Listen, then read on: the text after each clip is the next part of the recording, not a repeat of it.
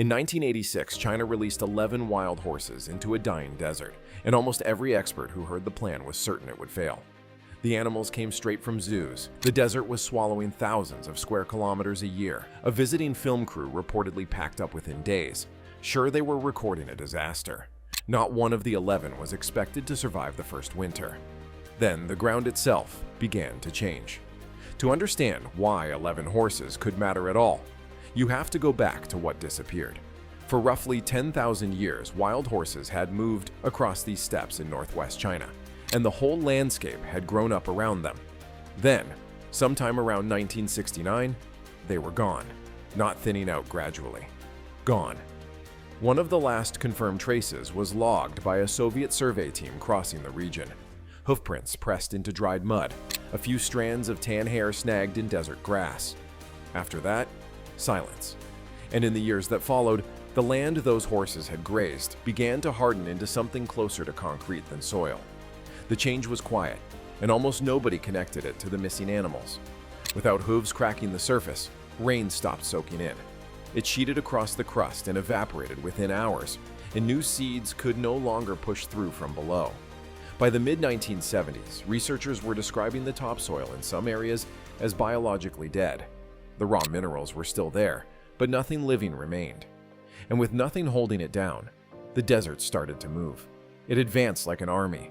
It swallowed grassland, farmland, and entire villages, and the dust it threw into the sky reached Beijing, more than 1,000 kilometers to the east. When the worst storms rolled in, they darkened the capital for days at a time, grounding flights and filling hospitals. By the mid-1980s, farm output across the wider region had fallen sharply, and models were beginning to suggest that if nothing changed, parts of northern China could become close to unlivable within a lifetime. This was no longer a story about one lost species. It was about a region quietly turning to dust. So China did the thing that seemed obvious. It planted trees. The effort that became known as the Great Green Wall was launched in 1978, with the aim of blocking the desert behind a forest belt thousands of kilometers long. On a map, it looked like a fortress. But here is the part that rarely gets told. In dry land that had never been forced to begin with, the fast-growing trees drank more water than the desert could ever give back. Planted in dense, single-species rows, they pulled down water tables that had been stable for centuries. Then the trees themselves began to die from the bottom up. Their thirst dried out the shallow-rooted grasses that had held the surface together. And once those grasses were gone, the bare soil was exposed to exactly the wind erosion the forest was meant to stop. In some regions, wells ran dry and whole families had to be relocated. Billions of trees went into the ground over the following decades, and in place after place, the flagship solution was quietly making the problem worse. The desert kept coming. That was the moment one Chinese researcher stood up in a Beijing meeting room and proposed something his colleagues thought was insane. Stop fighting the desert with tractors and irrigation schemes and tree nurseries, he said. Bring back the animal that had kept this land alive since the last ice age, and let it do the work no machine had managed. Stop engineering and start remembering. The room went silent. Then someone asked the obvious question. Where exactly do you find a wild horse that has been extinct in this region for 16 years? The answer was almost cruel. The only wild horses left anywhere on Earth were locked inside zoos, and these were not ordinary horses. The Przewalski's horse is the last truly wild horse species on the planet. Never domesticated, never broken, never ridden by anyone. Look closely at its cells, and you'll find 66 chromosomes, where every domestic horse carries 64. It is, in a real sense, the same animal that human beings painted onto cave walls tens of thousands of years ago, unchanged while we bred every other horse for speed or strength or size. But it had come within a breath of vanishing completely. Every Przewalski's horse alive today descends from roughly 12 animals captured over a century ago.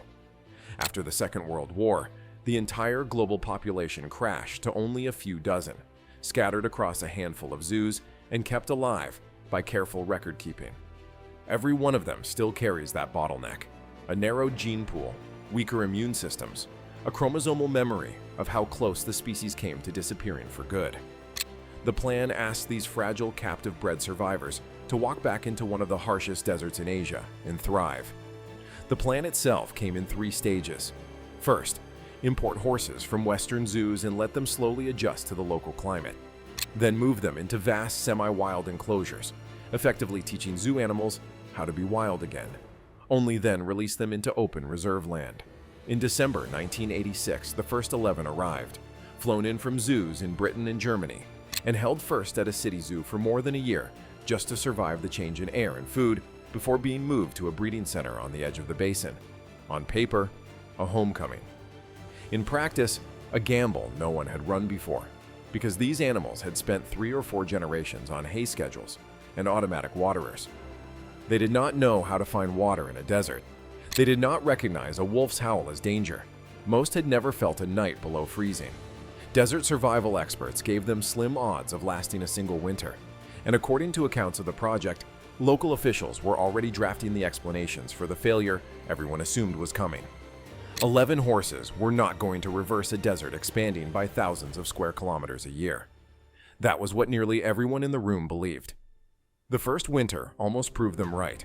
The temperatures on that basin dropped far below zero, and the herd, fresh out of heated barns, huddled against winds that cut across open ground with nothing to break them. Snow buried what little grass remained. The staff watched through binoculars and were reportedly forbidden to intervene unless the entire herd was about to be lost. At one point, conservation teams drove jeeps through blizzards for 3 days straight, scattering alfalfa just to steer the starving horses toward shelter. In Beijing, internal notes were already describing the project as a cautionary tale. The researcher behind it flew back to the capital, sat through a closed-door meeting where officials pressed him for a shutdown date and asked for one more season. Then something happened out in the snow that nobody had taught them. The horses started breaking the ice with their hooves to reach the water underneath. The mares pulled their foals into tight circles during storms and turned their own bodies into living windbreaks. They learned to sweep the snow aside with their front legs and uncover grass that domestic horses would have walked straight past and starved above. No handler had trained a single part of this into them. It simply surfaced, as if a set of instructions written 40,000 years ago had been waiting under the skin the whole time, and had finally switched back on. If you're still with me, this is the exact moment the whole story turns. So hit that subscribe button before the next part, because what these horses did to the ground itself is the part the scientists watching them refused to believe. When spring came, the researcher walked the grazed paddocks with a soil probe and got readings that did not match anything in his models. Grasses that had not been seen in that basin for years were coming up directly in the horses' tracks. The reason turned out to be almost insultingly simple, and it came down to 3 things no machine had ever managed together. The first was the hooves. A galloping horse strikes the ground harder than heavy equipment, and where tractors and rollers had only crushed the hardened crust into something denser, the horses shattered it, but only across bare, dead ground. Stepping around the young plants a machine would have flattened. The second was the way they moved. The herds traveled long distances each day in patterns that looked random but weren't, grazing one patch to the roots and leaving the next untouched, until a single stretch of land became a mosaic of short grass, tall grass, and open soil, each patch feeding a different set of insects and birds. And the third was the part nobody had planned for. Their dung was not waste. It was a delivery system, packed with seeds, scarified on the journey through the gut so that seeds lying dormant for nearly 2 decades finally cracked open and grew, then carried for kilometers and dropped, ready, across ground that had been sterile for a generation. The hoofprints even worked as tiny reservoirs, catching the rare rain that used to evaporate off the hard pan within hours. Then the chain reaction took over, and each link pulled up the next. The insects came back, then the birds that eat the insects, then the small mammals, and the dung beetles that drove the manure deeper still and enriched the soil further. And in the spring of 2003, the first foal born in the wild survived its first year, the clearest possible proof that the animals could now sustain themselves with no help from anyone. The scientists, who had drawn up contingency plans for failure, were suddenly scrambling to write protocols for a success they had never believed was possible. By then, the doubters had gone quiet. In August 2001, 27 horses had already been turned loose into the Kalameli Reserve with no fences, no feeding, and no human hand to guide them. Genuine wilderness for the first time in more than 30 years, and almost at once, something strange showed up in the tracking data. Released harems set off in near straight lines across terrain not one of them had ever crossed, and arrived at water sources that appeared on no map the researchers had. How the horses knew is still argued over today. Some believe they were reading scent carried on the wind, the way herd animals can smell water from many kilometers off. Others suspect something older, harder to name, buried in the animal itself. Whatever it was, it worked. Today, more than 390 wild Przewalski's horses roam the Xinjiang reserves, part of a Chinese population that has now passed 900, roughly a third of every one of these horses left on Earth. Fresh groups are still being released. One batch of 30 went out in the spring of 2026 alone. And the method has crossed borders. Mongolia began releasing the same horses onto its steppe in 1992. And in 2024, Kazakhstan started flying them back onto grassland they had been missing from for 2 centuries.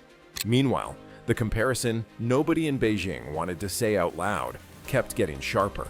Tens of billions had gone into planting trees that drank the water table dry, while a few hundred grazing horses, at a fraction of the cost, were putting water back into the ground.